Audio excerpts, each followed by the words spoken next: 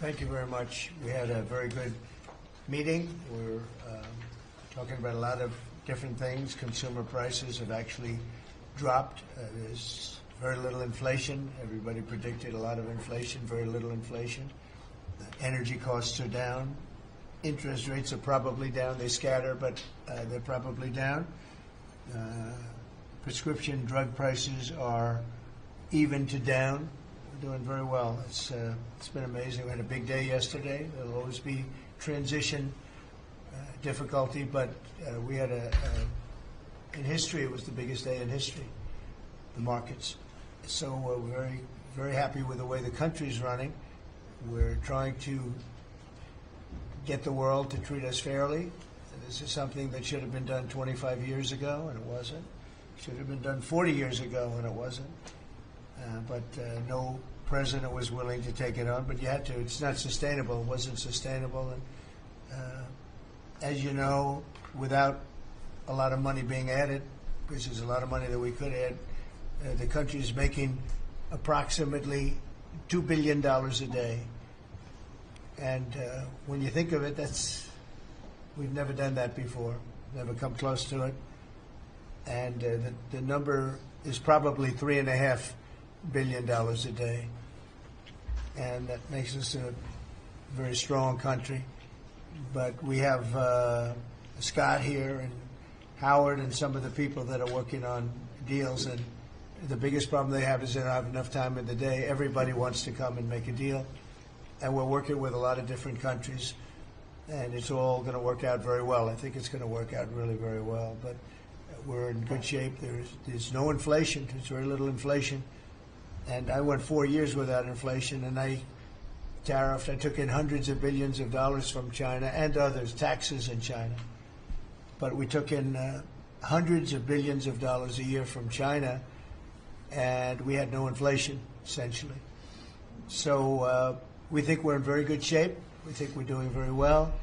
Again, there'll be a transition cost and transition problems, but in the end, it's going to be a beautiful thing. We're doing again what we should have done many years ago. We let it get out of control, and we allowed some countries to get very big and very rich at our expense, and can't let that happen. It's not a sustainable formula. So I wanted to just thank everybody at the table, and maybe I'll go around and ask some of you a little short couple of answers. Pete just got back from Panama, and he's been all over the place, and you want to give us a little report on that and whatever else you might have to say. Everyone at this table is doing an incredible job, by the way, I have to say. Incredible. And the relationships it's like they're friends. They're really, the relationships are very strong, really good, really strong. And these meetings are very good. And I think, I don't believe there's any other president that allowed the press to come into a meeting such as this. These are very sacred meetings. These are very private meetings. But we have nothing to hide. And I think it's good. I think it's a good, we want to be, a word you like to use, Jeff, is transparent. So we want to be transparent, and we'll do that by starting with Pete. Go ahead, Pete. Yes, Mr. President, we just got back from Panama last night. We were at the Panama Canal with their Southcom commander ships, F-18s, troops, and signed a couple of historic deals. One which is with the Panama Canal Authority, a framework for U.S. vessels, first and free through the Panama Canal. Right. And then also a memorandum of understanding with their security minister for the presence of U.S. troops. Fort Sherman is an old U.S. base there, as well as their naval station and air station, jointly with Panama to secure the Panama Canal from Chinese influence. That's something you said, we're taking back the canal. China's had too much influence. Obama and others let them creep in. We, along with Panama, are pushing them out, sir. And so we had a very successful trip there. President Molino, sends his regards, very complimentary of the U.S. He's a great ally, and I think they want the Communist Chinese out. And with our troops there partnering with their forces, we've got a chance to push them all the way out, sir. We've moved a lot of troops to Panama and filled up some areas that we used to have, and we didn't have any longer, but we have them now. and I think it's in very good control. Right? Yes, sir. Okay, thank you, Pete. Very good. Howard? So, so we've have so many countries to talk to. It is it's incredible. I think Scott and I'm not sure we could ever have enough time in the day to talk to all these countries because they want to talk and they want to talk now, and they have come with offers that they never, ever would have come with, but for the moves that the president has made.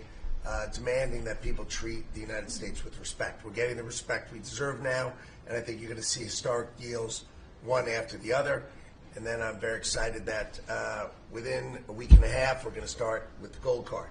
And the Trump card is coming out, and we're very excited about that, and that's coming soon. So very excited. Good. Thank you very much. Good job. Linda? Well, on a couple of fronts, we have been addressing the issue of anti-Semitism on campuses. There's been some grant funding and contract funding that we've reviewed, and some canceled and some we've put on hold, waiting for that, while we do an investigation. On the other side of what my responsibilities are in having education go back to the states, we're meeting and talking with governors. I was with, this week, all 50 commissioners of education around the country, and because we also want to provide them with tools and best practices as education does move back to the states. Making great progress, great response from the states, and very positive. And what about colleges? You're holding back $400 million from Columbia. From Columbia. $8 billion from Harvard. Can you imagine the money we pay Harvard? They have a $60 billion fund, and we're giving them $8 billion, and we're trying to figure that out. And then they hire de Blasio, the worst mayor in the history of New York, and they hire the woman from Chicago who was a disaster, total disaster, and they pay them massive salaries, and they're supposed to be teaching you government. That's not Harvard. That's not Harvard the way it used to be. So do you have anything to say about that? The dollars you're holding back from quite a few universities that were not behaving. Yeah, and the other, there's some Princeton, Cornell, others that are coming in, and actually getting calls now from the presidents of the universities who really do want to come in and sit down and have discussions. And so we're investigating them, but in the meantime, we're holding back the grant and the fund money. Great job. Thank you. Very thankful for the House voting for the president's budget resolution along with the Senate bill. Made a ton of progress this week in working with members to ensure that a desire for flexibility in the Senate was not misconstrued as a desire not to slow and do spending reforms. And so we're very thankful for that. And now we can get after writing that bill, getting the president as big a package of his agenda to his desk. So very good week. Good. That's right. We just got the House vote, and now we're well on our way to getting, as we call it, the great big beautiful bill. It's a beauty. There's never been a bill like this one. We're trying to get it all into one beautiful bill. It's tax cuts, regulation cuts, and many other things. The border, a lot of money for the border. Well, you're doing a fantastic job. So, but we just got a report that we, as you know, you knew before us. Were you surprised we got the vote? Got the vote. And we're happy to get the vote. So I think we're going to be in very good shape. Okay, please. Mr. President, last year the Chinese received 1,700 orders for new ships. American shipyards received 5. Under your leadership, like so many other industries, we are going to revitalize and make shipbuilding and maritime great again with these blue-collar jobs. These are the cranes, the ports, opportunity zones, and drive that investment back in. We have, under that executive order, and also one to streamline foreign military sales for people that want to buy our equipment, and of course acquisition reform, all just this week under your leadership, Mr. President. So we're going to be rebuilding our shipbuilding business. We may would have to go to Congress for this, but we may buy some ships from other countries that we're close to and that do great jobs with ships, but we're going to start the process of rebuilding. We don't really essentially build ships anymore, which is ridiculous. It's going to be a very big business for us in the not too distant future, but in the meantime, we have countries that do very well at building ships, and we'll be dealing with those countries, and we may be ordering top-of-the-line ships from those countries. And within a fairly short period of time, we'll be building our own ships. So we'll probably have to go to Congress for that, but we're not going to have a problem. Susie, thank you very much for the job you've done. Go ahead, please. I just wanted to make sure you know that this cabinet, I think, pretty uniquely collaborates and cooperates and works together to accomplish all that you've asked them to do, and I think they deserve a lot of credit for that. True. You're doing a great job. The chief of staff, doing a great job. Lee, go ahead. Mr. President, the Biden EPA was strangulating the economy. The Trump EPA understands it's not a binary choice. We can protect the environment and grow the economy.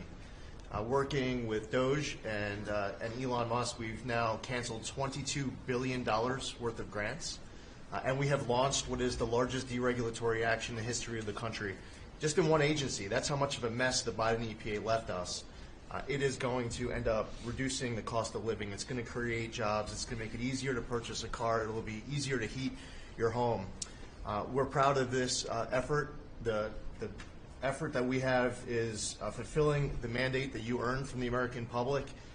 Clean air, land, and water for all Americans, unleashing energy dominance, permitting reform, advancing cooperative federalism, making America the AI capital of the world, and bringing back American auto jobs. When you called me that day asking for me to take this position, I was honored.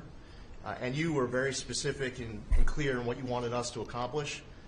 We understand our mission, and at the Trump EPA, we're going to make you proud. Great job. You're doing a great job. And you have a lot of applications for approvals for power plants, which are going to really power the regular plants, and they're going to be right next to each other because we can't rely on our grid. It's old and it's tired, and it's very subject to being attacked, whether by rain or by bombs or by anything else. And we're letting people build their own power plants, and these are a lot of them being built with the AI and beyond the AI chips, and we're letting them build their own power, and never been done before, and we're going to get it done quickly and approved quickly as part of a plant. They'll have a sort of be their own power company, and it's very exciting. They couldn't believe it when I told them that. I said, we're going to get you the approvals very fast as part of your regular plant.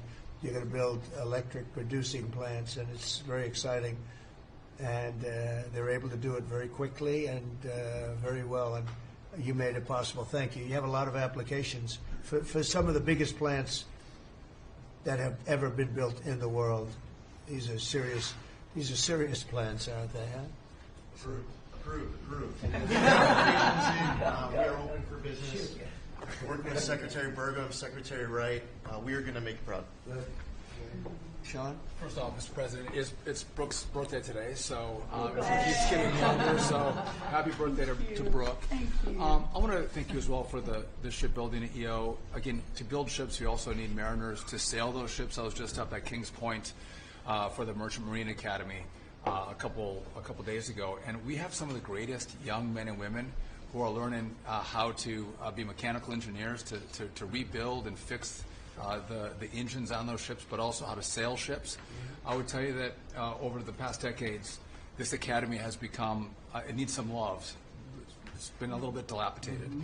We have to invest in sailors, and I appreciate you taking the initiative. To be a global power, we have to build ships and have sailors to sail those ships. These are the very people that help Pete should we come into points of crisis to support the military. So thank you for that. Number two, the last administration announced 3,200 projects, big, beautiful roads and bridges. Most of them are good. But they announced them, they didn't sign a grant agreement. 3,200, so the money doesn't go out the door to build the infrastructure in the country. And it's fun to do an announcement. It's actually the harder work to put together these grant agreements. So we're doing the work right now at DOT to get these grant agreements done and build the projects. Most of them are good. And they also put in all of this green and social justice requirements on roads and bridges. We're pulling all that out and putting the money toward the infrastructure, not the social movement from the last administration. Good steel, right, as opposed to green paper mache. Okay, thanks. Great job. Sir, first, we are, I would say, more than friends. We've all become family, and I think that what you have assembled in your vision is a turning point and an inflection point in American history. And so just being a part of that is the greatest honor. So thank you for that. And again, just the relationships here and the honor and respect we have for each other is a reflection of you and your leadership. So I just wanted to say that first.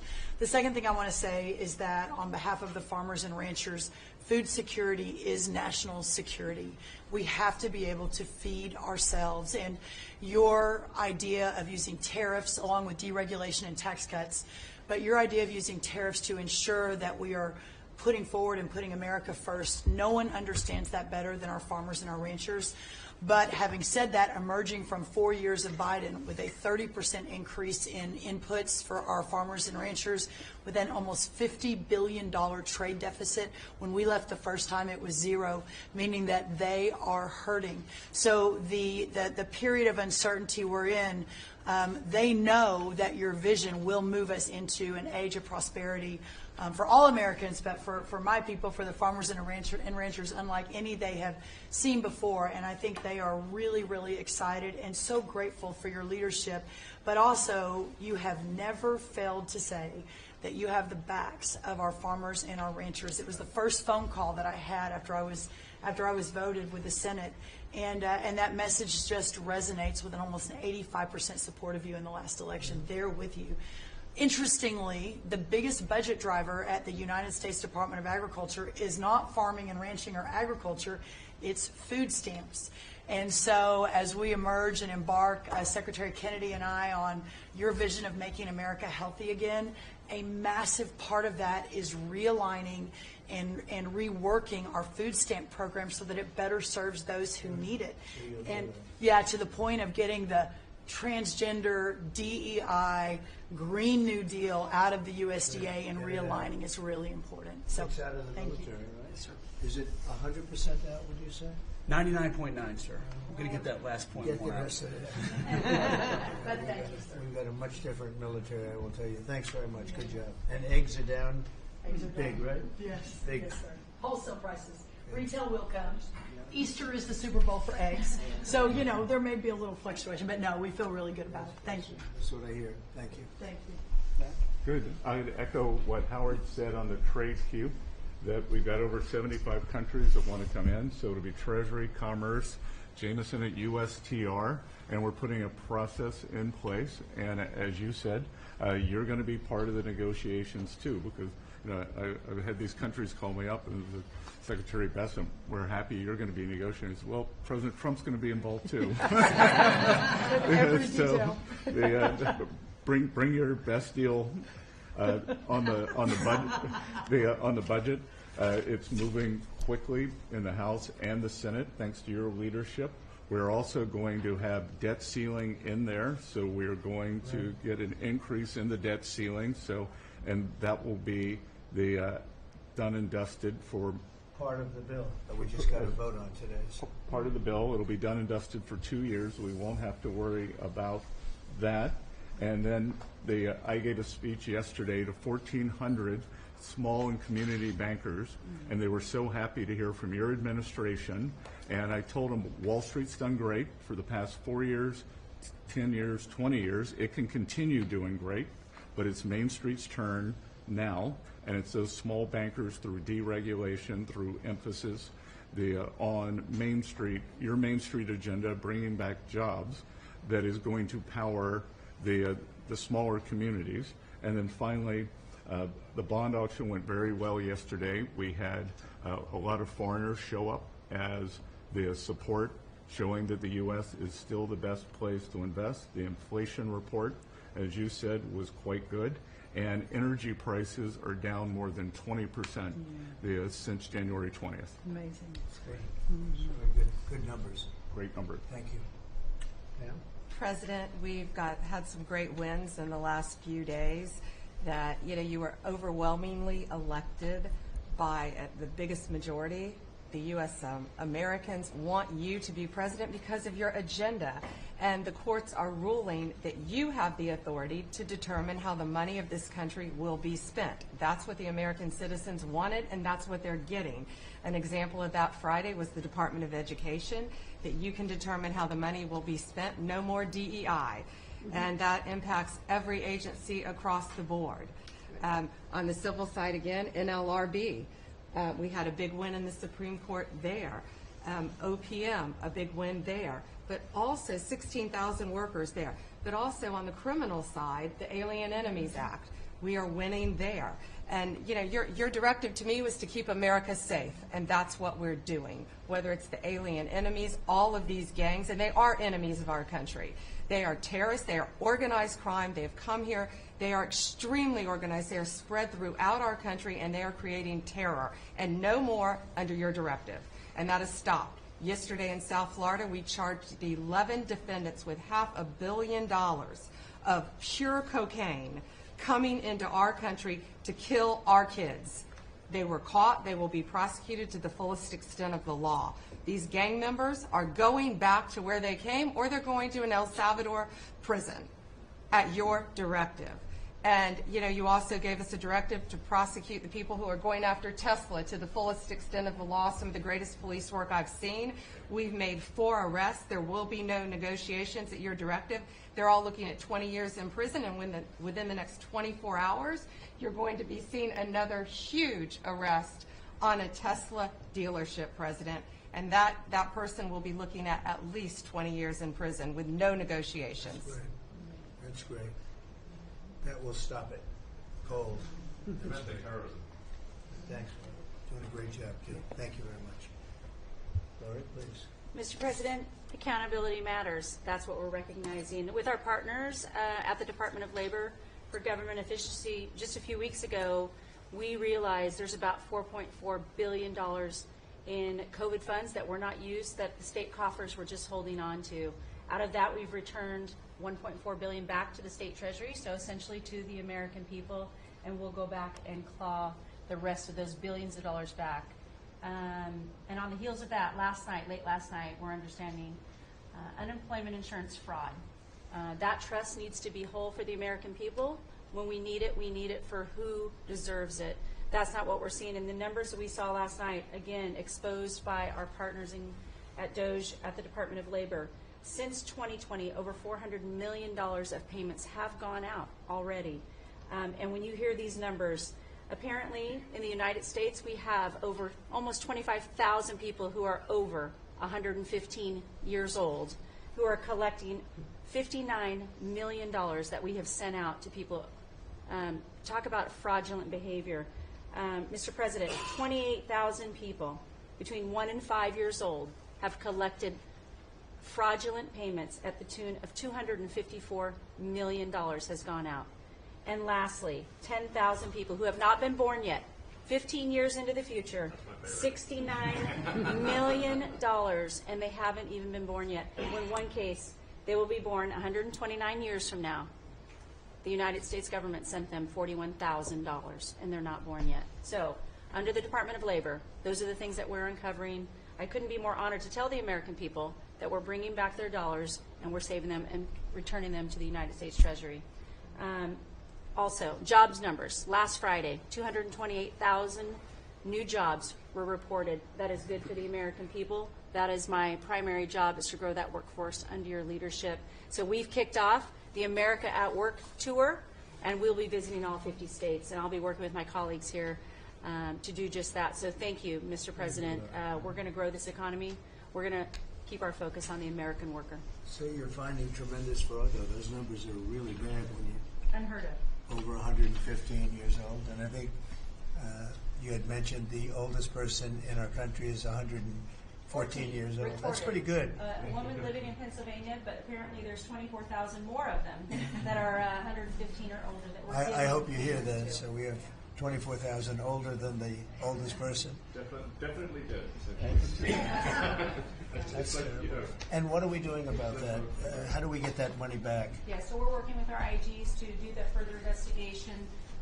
The House and Senate, we had a 5-year statute of limitations We've got an extension on that another 5 years. And so the goal, in my opinion, we should never have a statute of limitations to return the American dollars back to the Treasury when there's fraud.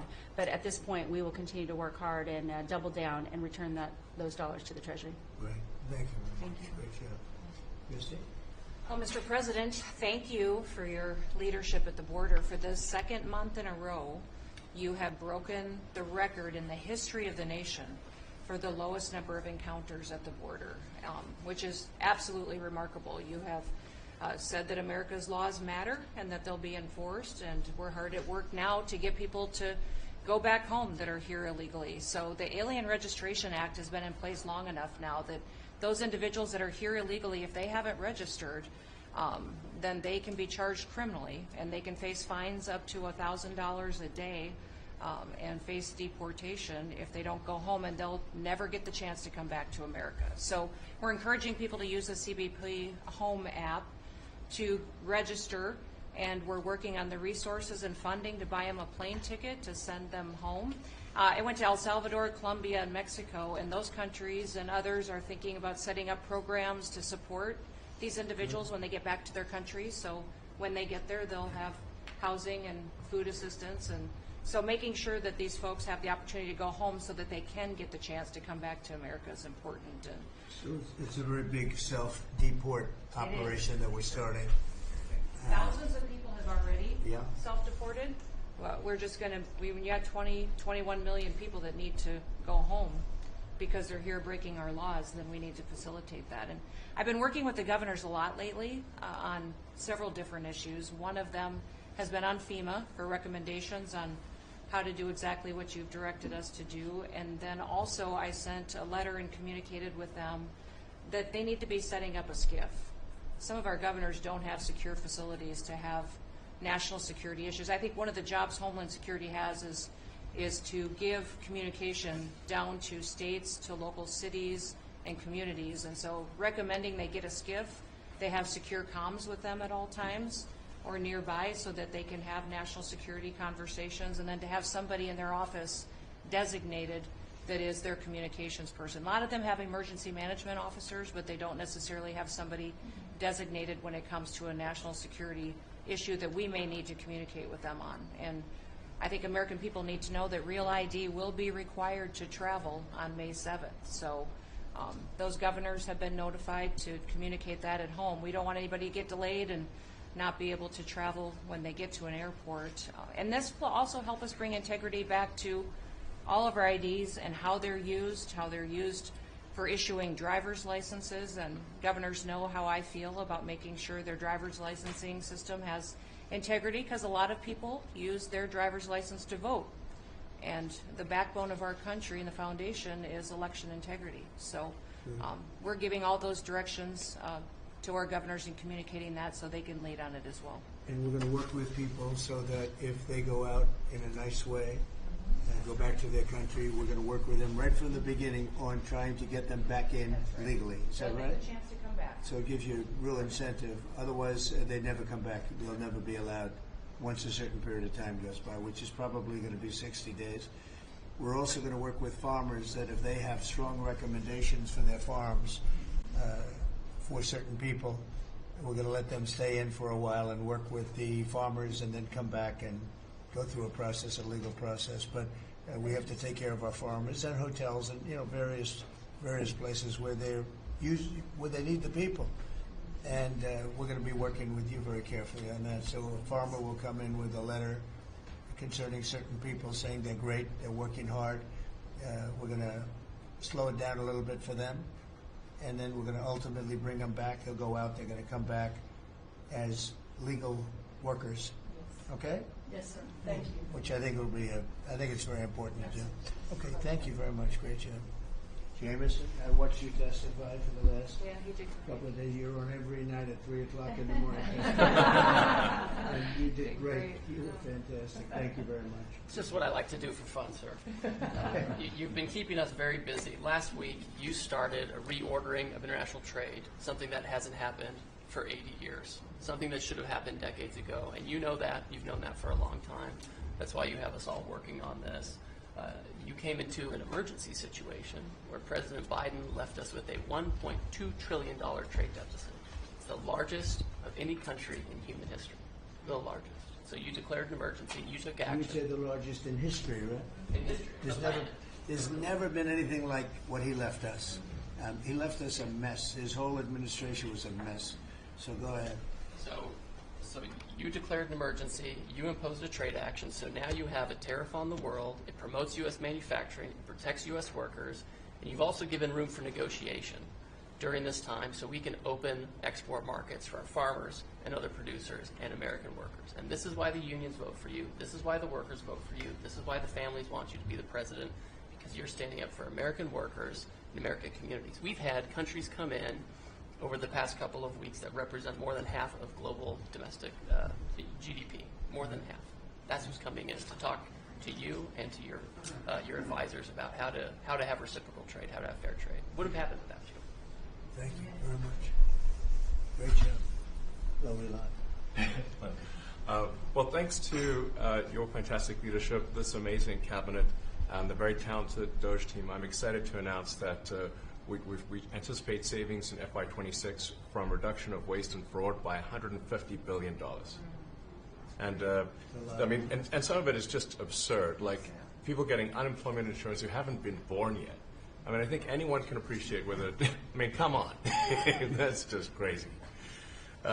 So, you know, some of these things, people ask me like, well, how are you going to find waste and fraud in the government? I'm like, well, actually just go in any direction. That's how you find it.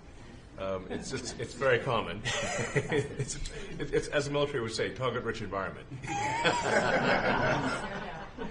So I think we're doing a lot of good and excellent collaboration with the cabinet to achieve these savings.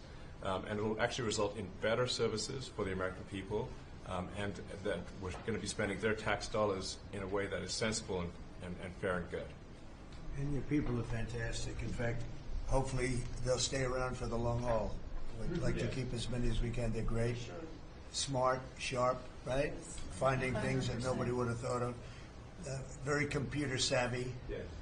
We're working with hard to get the Trump Gold Card operational, hopefully in the next week or so. That'll be great. That'll be very exciting. It's Really exciting. That's a pathway to citizenship into the United States. It's a big deal. Yep, it's a big deal. Thank you very much. Great job you're doing. Thank you, sir. Thanks to your leadership and setting the mandate of transparency and accountability across the U.S. government. I'm bringing that transparency and accountability to the intelligence community, first and foremost, to make sure that you and your cabinet have that real-time, relevant, apolitical, objective intelligence to best inform whether it's negotiations for peace, negotiations around tariffs, the great work that you are leading around the cabinet today. Secondly, working with the Department of Homeland Security and the FBI to increase our information sharing to achieve your goal of countering the narcotic trafficking and our ability to go after cartels now designated as foreign terrorists. I met with the National Sheriff's Association this week, being able to work to make sure that the information that they are getting on the ground, that local law enforcement is getting on the ground, is being fed back up through to our National Counterterrorism Center, and that we have all of the federal agencies, state and local law enforcement, all on the same page as we are working to make our country safe again. And lastly, sir, as you know, declassification and rooting out weaponization and politicization of the intelligence community is a huge priority. You know more than anyone else the very dangerous and negative consequences of that. I've got a long list of things that we're investigating. We have the best of the best going after this.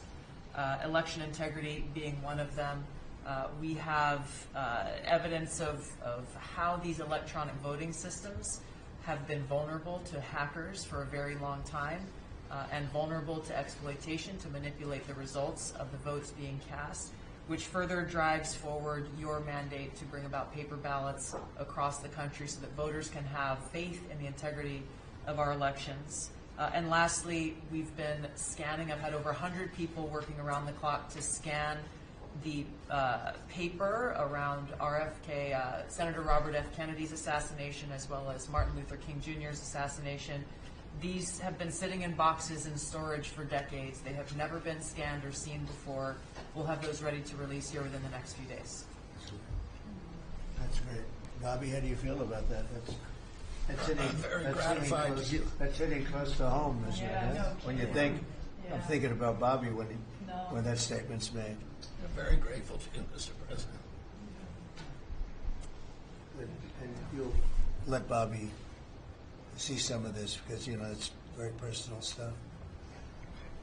But it's time. I've asked him, and his response is, put it out. The world needs to know the truth. And his uncle that's been out, and anything that hasn't been out, they can go to your offices and see, right? Everything that we have within our possession, it's either online or it's physically at the National Archives and Records Agency. We also have hunters going out, Mr. President, and looking in the storage lockers at FBI and CIA and other agencies, specifically to find if there is anything else that has not been reported. We're actively going out and trying to search out the truth. Okay. Yeah, we want to get it all out. Yes. 100% good. Thank you very much. Good job, guys. Mr. President, on behalf of America's manufacturers, I want to thank you for standing up to the Chinese Communist Party and fighting for our main streets, for our workers, and for those that make things in America. I'm out on a Made in America manufacturing tour, and as I go across the country, people are grateful to have a president who's not just fighting on the tariffs fronts, but to get inflation down, to create jobs. After Biden destroyed 110,000 manufacturing jobs in just his last year, you've already brought back thousands and thousands of manufacturing jobs. So the American worker is grateful. Main Street is grateful for you.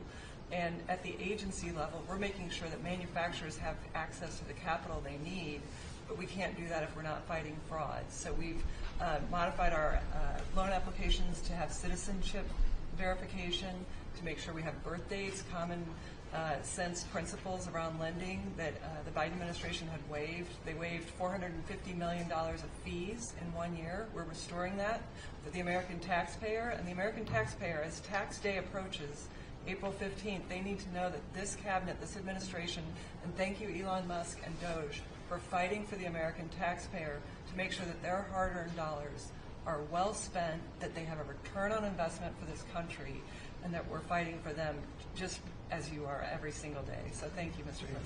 Thank you very much. Mr. President, we are working at HHS to advance your agenda to make America healthy again. I'm working with Lee Zeldin to reassess the fluoride rules based upon the August release by the National Toxicity Program of new science that shows a direct inverse correlation between exposure to fluoride and IQ loss, particularly in children. Lee and I were in Utah this week, to announce that Utah became the first state in the country to ban supplemental fluoride. I'm working with Brooke on and governors now in 24 states who are advancing MAHA legislation to get soda pops off of the food stamp program, off the SNAP program.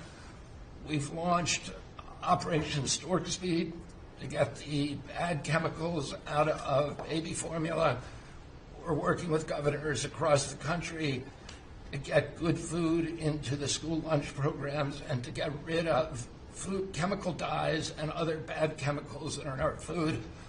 We've shown now that this directly affects academic performance, violence in the schools, and mental health, as well as physical health. We are working with governors across the country to get cell-to-cell or bell-to-bell legislation to restrict the use of cell phones in schools, which again dramatically impacts academic performance. Today we announced a dramatic reduction in animal testing at NIH and FDA. We're going to switch over to AI, which we've now found is much more precise in identifying the impacts of toxics in various products. We're working with Elon, who's done an incredible job to eliminate the redundancies and to streamline operations at all the health agencies. and to recalibrate our trajectory to your agenda of making America healthy again. And finally, the CDC has done an amazing job at getting the measles outbreak under control. We have about 680 cases now in 22 states, compared to the same outbreak in Europe, which is 127,000 cases and 37 deaths. Our numbers in this country have now plateaued. And I want to thank CDC for that. And we're trying to refocus the press. We've had 3 measles deaths in this country over 20 years. And we're trying to refocus the press to get them to pay attention to the chronic disease epidemic as you've asked us to. We have now 38% of American youth are pre-diabetic. This was unknown 30 years ago. Every child that becomes diabetic, there should be a headline about them. We have 100 million adults who are pre-diabetic or diabetic. And we have, we have now, the autism rates have gone from now most recent numbers we think are going to be about 1 in 31, from 1 in 12, so they're going up again, from 1 in 10,000 when I was a kid. And we are going, at your direction, we are going to know by September. We've launched a massive testing and research effort that's going to involve hundreds of scientists from around the world. By September, we will know what has caused the autism epidemic, and we'll be able to eliminate those exposures. So big. Think of that. So it was 1 in 10,000 children had autism, and now it's 1 in 31. Not 31,000, 31.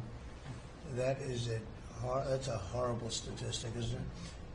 And there's got to be something artificial out there that's doing this. So you think you're going to have a pretty good idea, huh? We will know by September. There will be no bigger news conference than that. So that's it. If you can come up with that answer where you stop taking something, you stop eating something, or maybe it's a shot, but something's causing it. It can't be from 10,000 to. Can you imagine that, Marco? That's a big number. Thank you very much. You're doing great. Thank you, Bobby. Please. Well, Mr. President, one of your primary administration goals is to make sure that we unleash American energy, and of course the strategy behind that is when we do that, it helps make it more affordable for all Americans. Energy isn't just industry, it is the foundation of every other industry, whether it's food, manufacturing, clothing, transportation. And then also when we've got the ability to generate and not just be energy independent but energy dominant, then we have the opportunity to sell energy to our friends and allies versus them buy it from our adversaries. And our adversaries were funding terrorism and conflicts against our allies by their oil and gas sales that were going through a Swiss cheese set of sanctions. So with your creation of the National Energy Dominance Council, over half the people at this table serve on that. Everyone has been engaged, whether it's interactions with negotiations with other countries, with putting sanctions in place that actually work, with cutting deregulation, working on biofuels, building infrastructure for transportation. There's a whole range of things that are being tackled. But when the outcome of all that is that the Biden administration was restricting supply, you're increasing supply. When you increase supply, then prices start to come down. And we have a huge opportunity to do this. Just in interior alone, there's 500 million acres of surface, 700 million acres of subsurface, and 2.5 billion acres of offshore. And the Biden administration was trying to restrict this so that you couldn't get a timber lease, you couldn't cut a tree, you couldn't graze a cow. You couldn't develop oil and gas minerals, and you couldn't develop the critical minerals we need for our technology, for our defense industries, and to be able to help us win the AI arms race against China. So we're opening up this, and with your executive orders and your work, we've on Tuesday, historic day, you ended the war on beautiful clean coal, which has been going on since Obama took office. China gets 60% of their electricity from coal. They're opening up a They've opened up 94 gigawatts of coal in the last year as part of this AA arms race. 94 gigawatts, that's enough for 94 Denvers to be able to, 1 gigawatt per metro area like that. It's unheard of. So we have an opportunity under your leadership to come back. The Gulf of America had its first offshore lease sale, which is scheduled for later this year, but that was, the industry loved that because we're now, the Gulf of America is now open for business again. And there's as much as 7 billion barrels of oil accessible now. They've increased the upside of what they think that is. On the coal front, the estimate is the financial value of the coal in America is $8 trillion. That was an asset on the balance sheet that we've now being put back on again. And of course in Alaska, with your separate executive orders to unleash Alaska energy between ANWR, the North Slope, the Strategic Petroleum Reserve Alaska, all of those, we've reversed Biden decision. Those are all open for business again. And all of this is leading to the investment coming to America. The smart money is coming to the U.S. That's why we've got trillions of dollars of investment that are showing up at the door, because they know if they're going to do manufacturing here, there's going to be energy to power their plants. And so, again, thank you for your leadership and thank you for everything you're doing. Very good. Thank you. Marco. Well, Mr. President, one of the most important things I believe you'll achieve in your presidency is reordering the world in a proper way. For 31 years, more than 31 years now, multiple administrations have allowed the Chinese to deindustrialize this country, to take away jobs and factories and pillars of our national strength. And what you're doing now, I think, is a great service to our country, but ultimately to the world.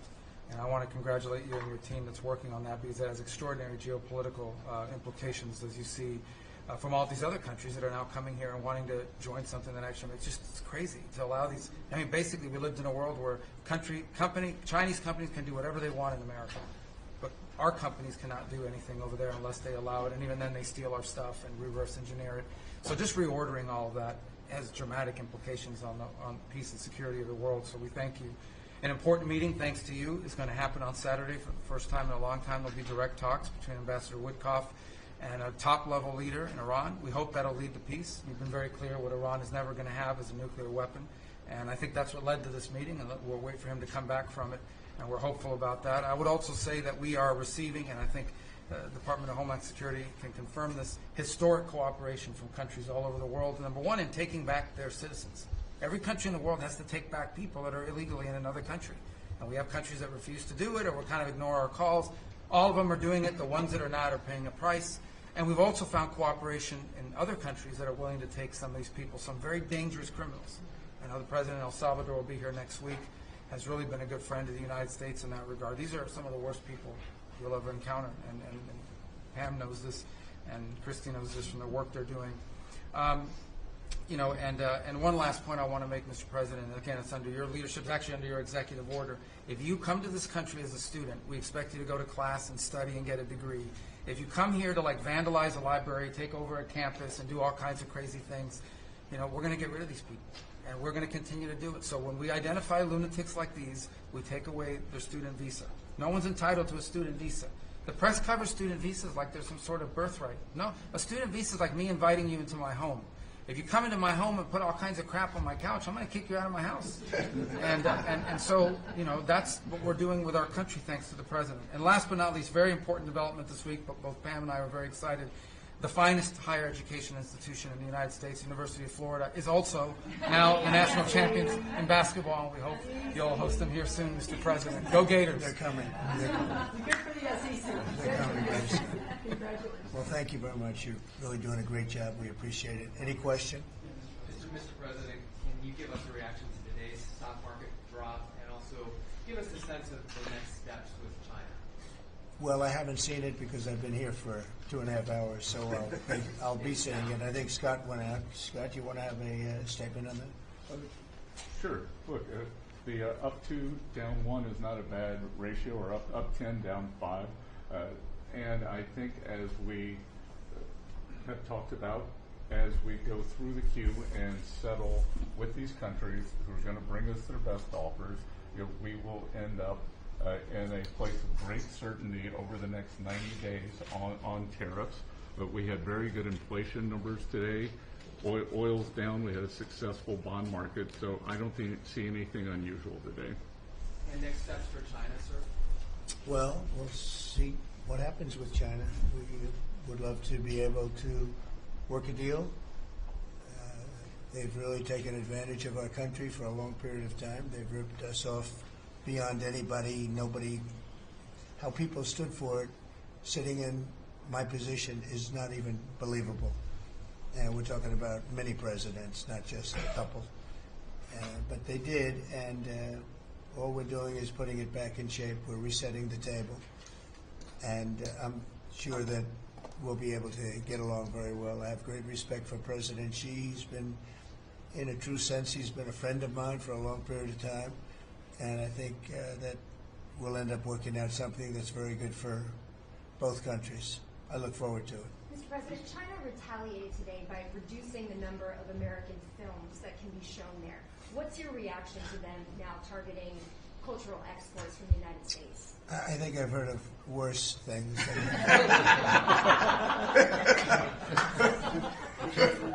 Yes, please.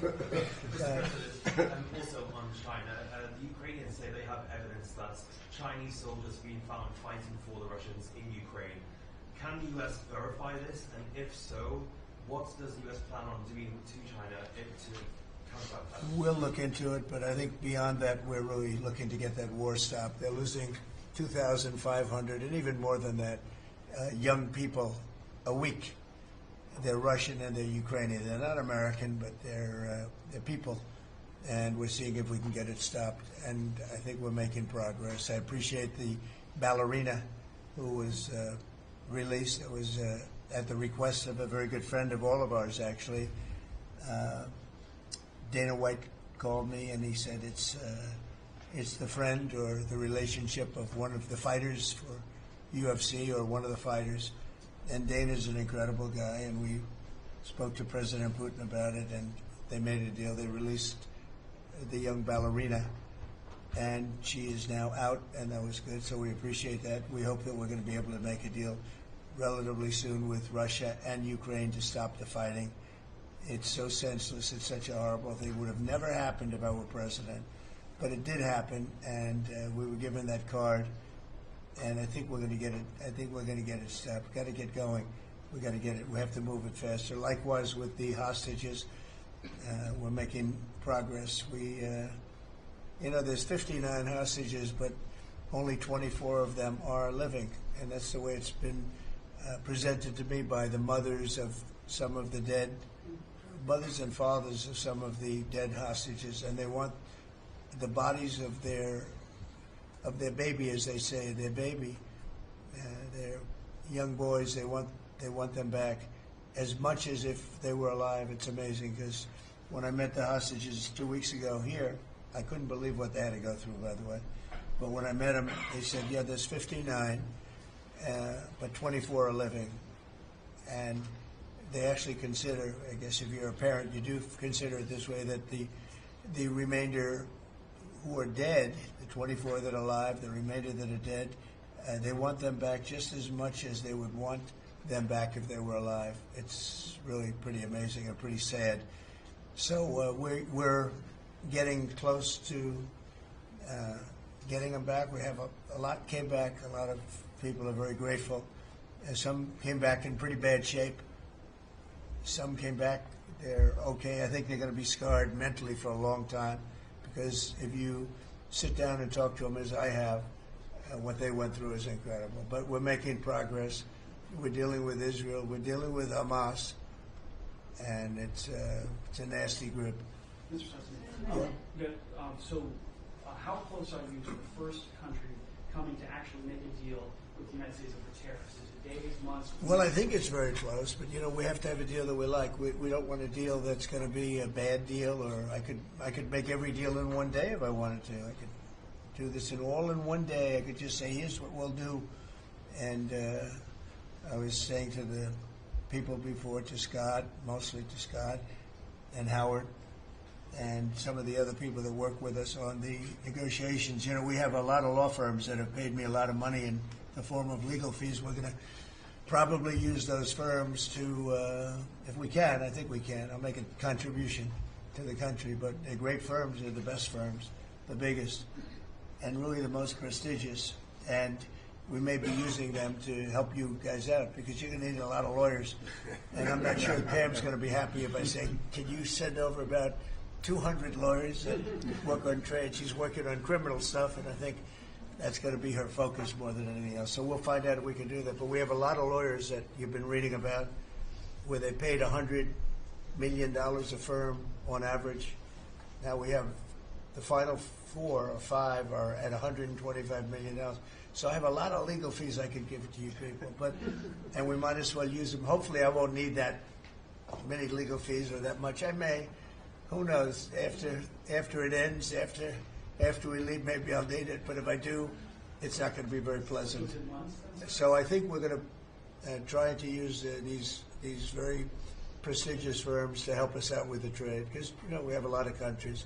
But we want to make deals that are proper for the United States, not just we can make deals easily. We want to make them proper. Mr. President, if you aren't able to reach the deals that you want to see at the end of the 90 days, will you put those higher tariffs in place, or will you extend? Well, that's what would happen. I mean, if we can't make the deal that we want to make, or we have to make, or that's good for both parties, it's got to be good for both parties. You wouldn't. And then we go back to where we were. You go back to the numbers that you announced last week. I think so. You wouldn't extend the pause. No. We'll have to see what happens at that time. Thank you, Mr. President. You said yesterday you were considering some exceptions for companies. Can you talk about what you're considering, and then also on the reciprocal tariffs that are substantially lower? Is the same math formula going to be used, or is that tossed out? I'm not considering now for any country or company, but it's possible that I would. But I'm not. We don't have that situation right now. People understand where we are, what we're going to do. But it could happen. It's called flexibility. You have to have certain flexibility. What are you planning on using the money that you're gaining from revenue through the tariffs on? Paying down national debt, reducing taxes, creating good budgets, helping Christie with the border and all of the other things. I built hundreds of miles of wall, as people now understand, 571 miles of border wall in the first administration. But we're going to beef it up, and we're going to add more. And the numbers are incredible. Really, the numbers are what's taken place. We had great numbers, but these numbers are topping my last administration. And Christie and Tom Homan have done an amazing job. But it's an expensive process. This weekend, where they used to have hundreds of thousands of people standing there pouring through the border in Tijuana, Mexico, this weekend they had nobody. You had a man sweeping this massive piece of concrete, which is, the area where they said massive. And I've looked at that during the Biden administration. You couldn't see a piece of that concrete. There were so many people on it. You couldn't, if you had a helicopter shots, you couldn't see concrete. Now, this weekend, you had nobody there but a man with a broom sweeping it and cleaning it up. Pretty amazing. Now, it's really an amazing job. But it will be used for that. It'll be used for a lot of things. It'll be used by the Department of Justice for doing a great job. Pam is doing a fantastic job. So it's going to be used for a lot of different things. Mr. President, on the 10% tariff, is that a basement? Is that the It's a floor? baseline. Can countries negotiate that to bring that It depends down? on what they're adding. Some countries we have massive deficits with, or they have big surpluses with us, and others it's not that way. So it depends. That's why it's really they're all different. Every country is different. Some have certain advantages that others don't have, and certain things. We have some. China has a surplus of $1 trillion. I mean, the numbers are crazy, and others have basically no surpluses. We have some that are pretty even, but they hurt us in other ways, and we just want to get that taken care of. So everyone is a little bit different. So are you negotiating with the EU as one bloc or individual nations for the tariffs? We're looking at it as one bloc. They've been very tough, but they were very smart. They were ready to announce retaliation, and then they heard about what we did with respect to China and others, but China. And they said, we're going to hold back a little bit. They decided to hold back. I thought they were very smart. Look, the EU is very smart, but they really have taken advantage of the United States. They were formed for the purpose of taking advantage of the United States. And I don't blame them, and I don't blame China. I don't blame anybody. I blame the people that were sitting at that desk in that other beautiful Oval Office for allowing it to happen. Many presidents I blame. They should have never allowed it to happen. And I'm doing something that a lot of them wouldn't want to do. But I'm here, I do those things, and we're going to make this country great again. We were taken advantage of by almost everybody. I sat back in the last administration. I would actually read them. I don't have to read them now. I know them so well. I would read some of these documents that were signed, deals, and I said, who would do a deal like this? Who would do it? You've seen it, Elon. Yeah. I'd look at deals where it's so one-sided. Even we have a deal with Japan, and we get along great with Japan, and we had the Prime Minister here. He was fantastic. As you know, Abe was great. Shinzo was great. He was a good friend of mine, unfortunately no longer with us. But we defend them, but they don't have to defend us. I said, that doesn't sound too good. But we have a deal, a defense deal. We pay hundreds of billions of dollars to defend them. But if for any reason, in other words, we pay all the money. They don't pay anything. But if we're ever attacked, they don't have to do a thing to protect us. I said, oh, that sounds like a wonderful deal. So that's just one out of thousands. And I just wonder who did this. And it's people that either hate our country or didn't care, an expression that you use. I think it's really a lot of them didn't care. It's just hard to believe how bad they are. Now, that's a little bit of a defensive deal, but I'm talking about trade deals, the same thing. They're so bad, you would say, how come? And even when I'd renegotiate, like, I'd go to a country, they'd give me everything I asked for. I said, why didn't somebody ask for it, like, originally? They give me everything. I think when they were negotiating, they didn't care, or they didn't ask, or they were shy, or they were very stupid, or they hate our country. Yeah, go ahead, Jeff. You were speaking about Japan. Can you clarify what your vision is for U.S. Steel? You referenced it yesterday. Yeah. There are some questions about what you actually want to see Sure. out of Look, that. U.S. Steel is going to do very well now because of tariffs, and I don't know why they even need a deal, but the only thing is U.S. Steel, if you go back 80 or 90 years, that was a behemoth in this. That was our biggest, most, if we were around, we would have been very proud of it. Today we have different types of companies that are big. Google, it's not the same as U.S. Steel, and I love Google, and I got to like the people that run it. They're very capable people. They didn't like me so much in the first administration, but they like me a lot now. I don't know what happened, but I like them. But I think they would be the first to admit, when I envisioned, you look at some of those steel factories from 90 years ago, it was a different kind of a country, but they were miles long. Today you see just empty hulks. Those hulks are going to be filled up very soon because of what I'm doing with tariffs. It was a different kind of a thing. But if I didn't do that in the first term, my first term, if I didn't put tariffs on, we would have, because China and others were dumping steel, billions of dollars of steel. Our steel companies were all closing. Every fact, we wouldn't have one steel plant open, and now we have a steel industry that's doing very well. But soon it's going to be thriving, really thriving, and those factories are going to be filled up. But more importantly, they're going to build brand new ones.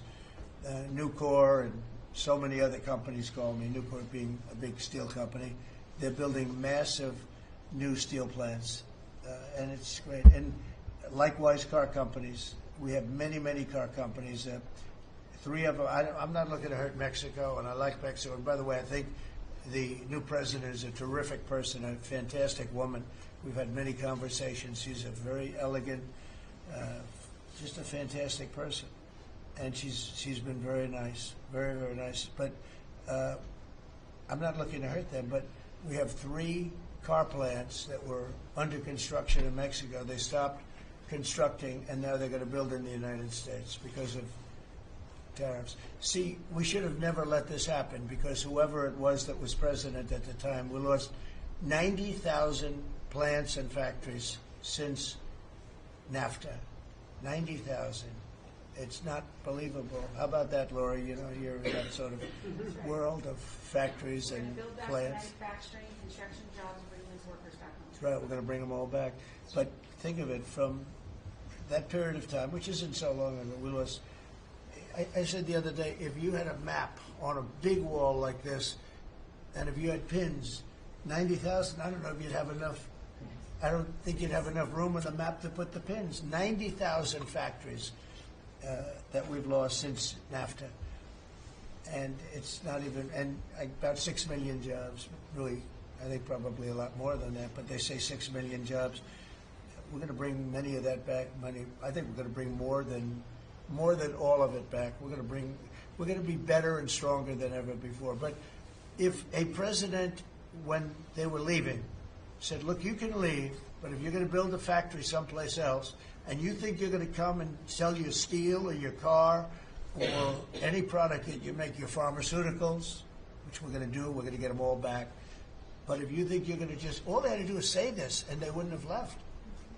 You know, I said it the other day. I said it with respect to, I made a speech a year ago, and I told them if I win, we're going to charge a big, big tariff at the border.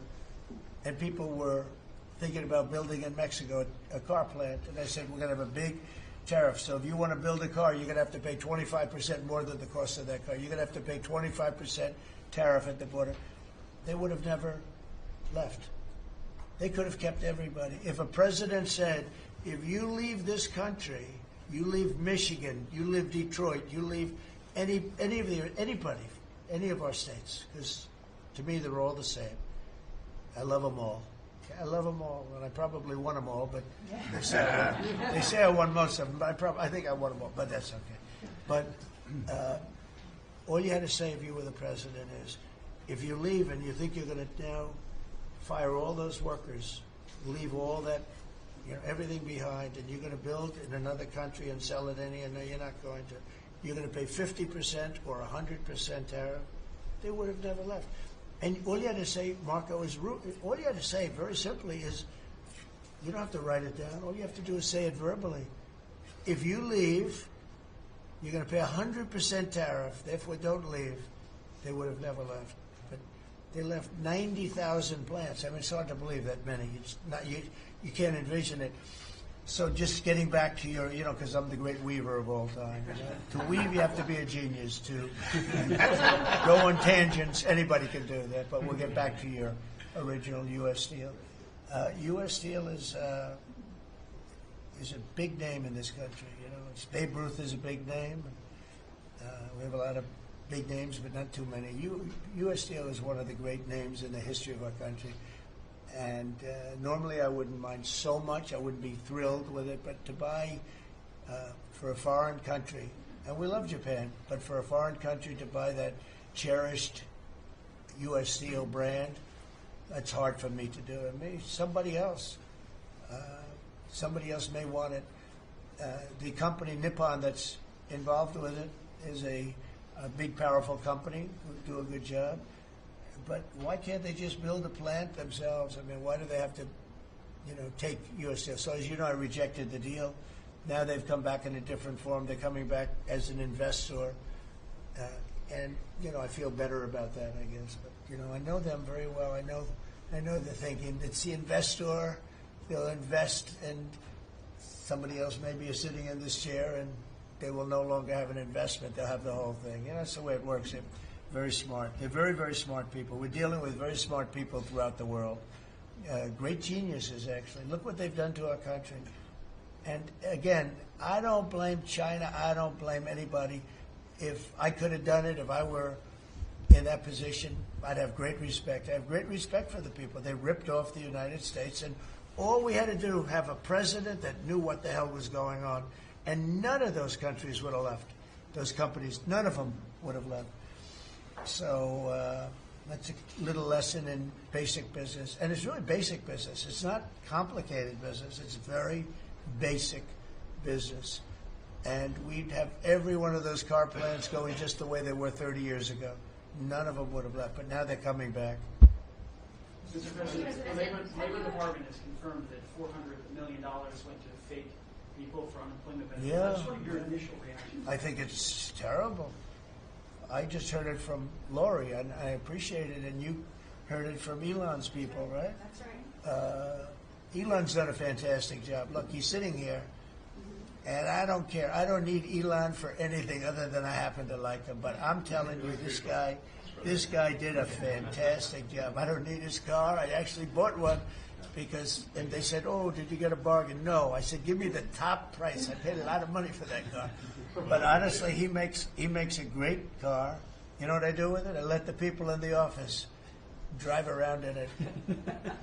Margot, Natalie, they're all, Chamberlain, they're all driving around the most beautiful car. It's gorgeous. But I did that as a sign of, just a show of support. Numerous people have done that. Just a show of support. Because, you know, he's done a fantastic job, but he hasn't been treated properly. Hasn't been treated properly. Yeah. Mr. President, can you talk to us about your communications with China? Has President Xi reached out at all since the tariff? Well, I don't want to say who's reached out. I just say that I think it's going to work out, hopefully well. They're very big. It's hard to get over, if you're me, what they've done to our country. They've destroyed our economic base to a large extent. The good news is we're very vibrant, and we're going to get it back fast. We already have. Look, we're making $2 billion a day now, and during Biden, we were losing $3 billion a day. Biden was a disaster. He was the worst president in the history of our country. And, you know, to me, worse than that, because the money you can make if you have the right guy in this position, worse than that was what they did on the border. By allowing the jails of the world, not South America, all over the world, to be opened up so that we take everybody from Africa, Asia, South America, Europe, the bad ones. They opened up their jails and they dumped them in the United States. And now this beautiful young woman who seems to be, boy, she loves what she does, though. I think she loves what she does because she's a patriot. She hates to see it. And Tom and all the people. But for us to spend, you know, hundreds of billions of dollars, this is just, I don't know. They either hated the country. Who would do this? Who would want millions of people to pour through an open border? We have no idea who the hell they are. And just walk right through. And half of them, whether you like it or not, you could look at them and you could say, they are not going to help us. These are some rough people. But they'd empty out their jails, and they'd empty out their mental institutions, insane asylums, and they let them into the United States of America. And inflation we can fix, and all of the other things we can fix. We'll get it going. But this is something, it's such a horrible thing, and it's really hard. You know, we have to do deportations. Now we're doing self-deportation. We're coming up with all sorts of ideas. And they must have known it's not going to work out well. And, you know, we want people to come into our country, by the way. We need them badly for the jobs.